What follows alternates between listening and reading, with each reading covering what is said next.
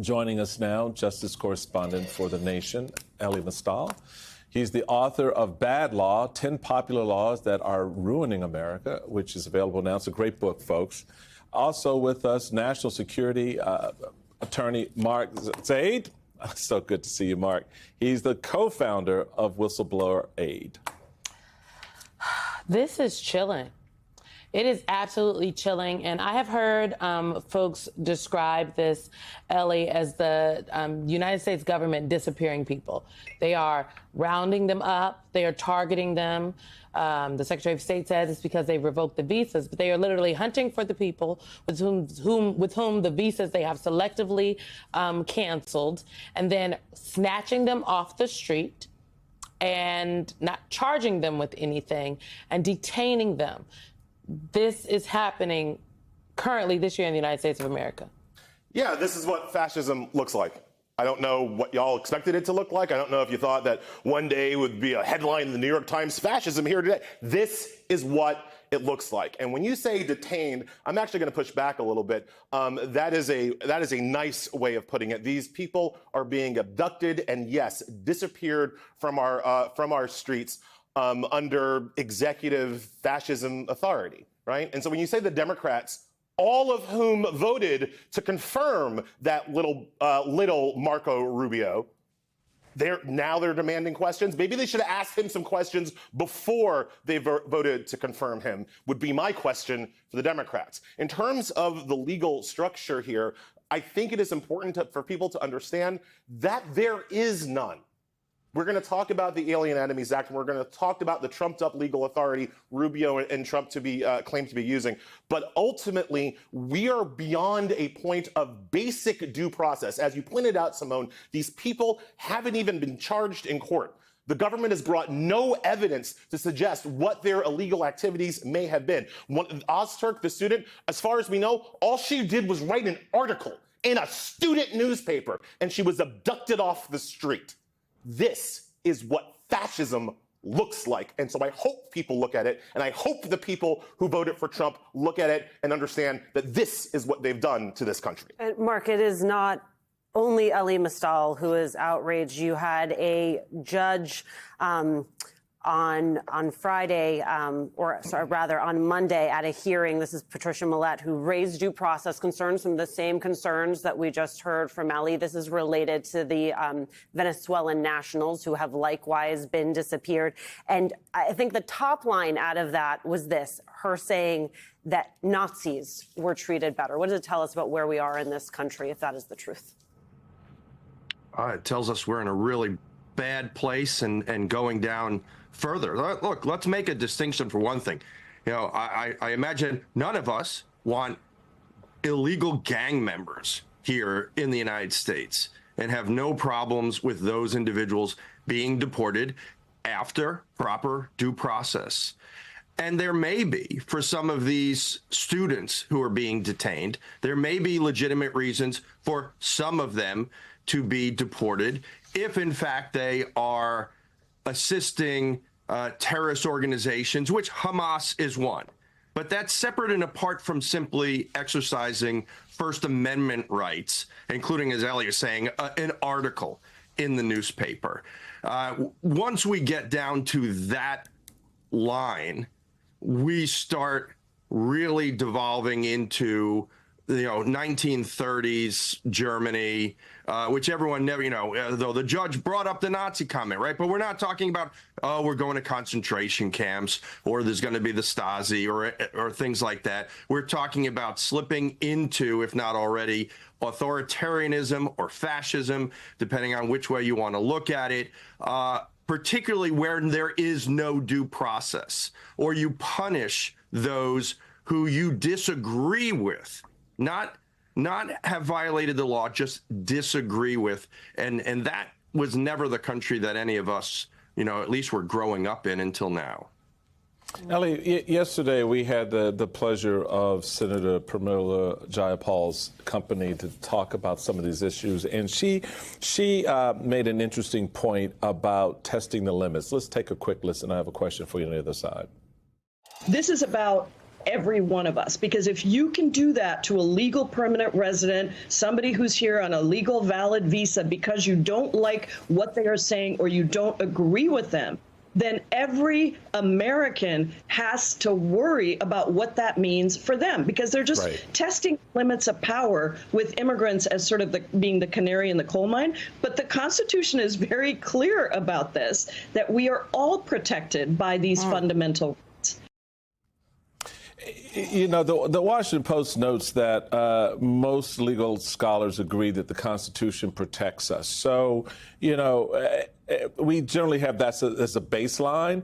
So it raises the question, you know, is there a gray area that's being exploited here, or is this administration just outright breaking the law and daring us to do something about it, thinking or figuring there's nothing we can do?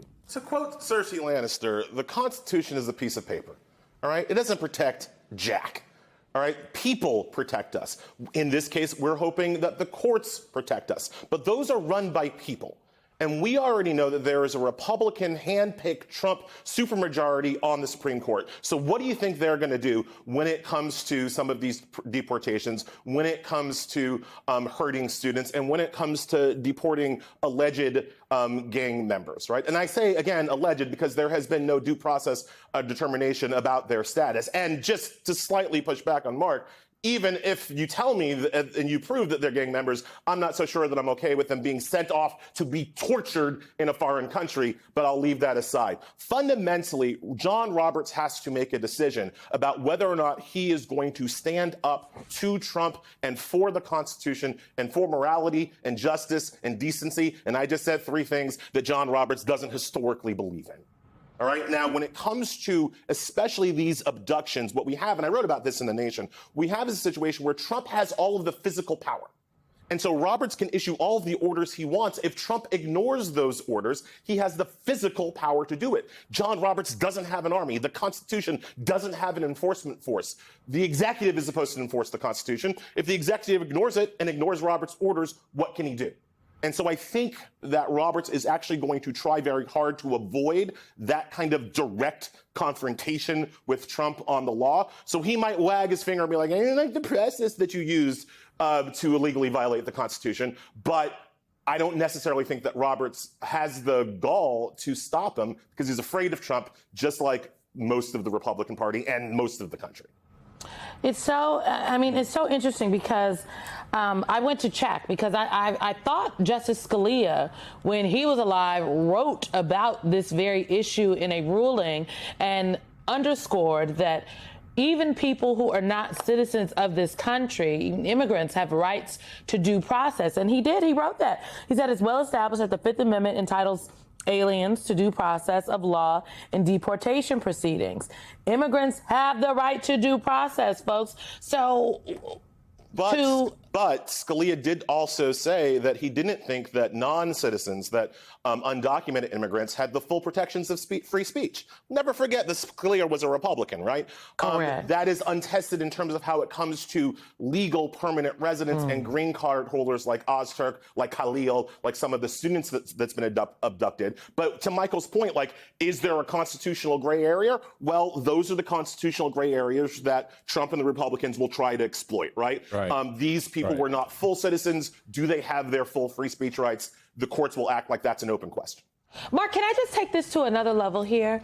What is most distressing to me about the particular cases that we're talking about in terms of the students that have been snatched up off the street is it seems as though that their offense was speaking out on behalf of Palestinian people.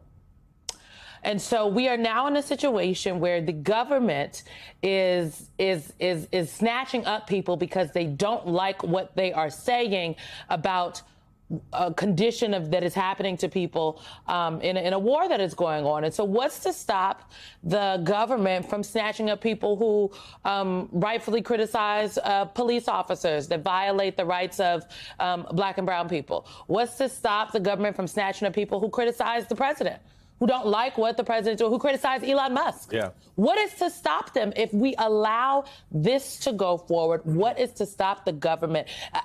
I posted on my TikTok the other day, if they can take Ramisa Ozturk, if they can do this to her, what is to stop this from doing this to anyone else?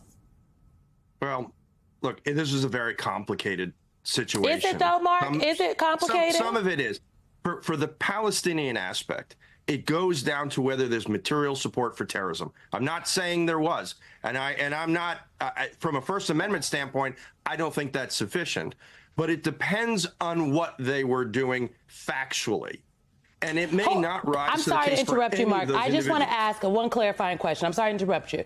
The ACLU of Virginia defended the people who organized the neo-Nazi rally the neo-Nazi rally in Charlottesville, and they said that they defended them not because they agreed with what they were doing, but that in America, you are covered by the First Amendment, and you have the right of free speech, whether I agree with your speech or not. And so I do think it is. For me, it's not complicated. It's one thing to say that somebody was a terrorist. We need proof that people are terrorists. It's another thing to say that because someone is speaking out on behalf of the Palestinian people, that they are somehow associated with terrorism. I do think we have to be clear. The people that were at the neo-Nazi rally, they had the right to be at the rally. I don't agree with the neo-Nazis, and I don't agree with the white supremacists, and I don't agree with what they're saying. But in America, they get to say it. Isn't that the point here? Why is it complicated? Look, and the ACLU defended the Nazis marching in Skokie back in 1978. I would not. I lost family in the Holocaust, but I applaud the lawyers who would defend that right to free speech. But Nazis, neo-Nazis, whoever, with their remarks is still different potentially than this circumstance because they're not a designated terrorist organization, which is not the Palestinian people, it's Hamas. And it depends on, I'll give you an example. If it turns out that one of the students was being paid by Hamas, I haven't heard that allegation for any of them, being paid by Hamas to rally protests, that could be determined to be material support for a terrorist organization and subject to them being deported. We got to make a separation between supporting the Palestinian people, which I would hope everybody would, because it's a horrible situation over there. And the innocent people deserve to be protected. It is this strange dichotomy between the governing body of the entity in Gaza, in Palestine, and the people.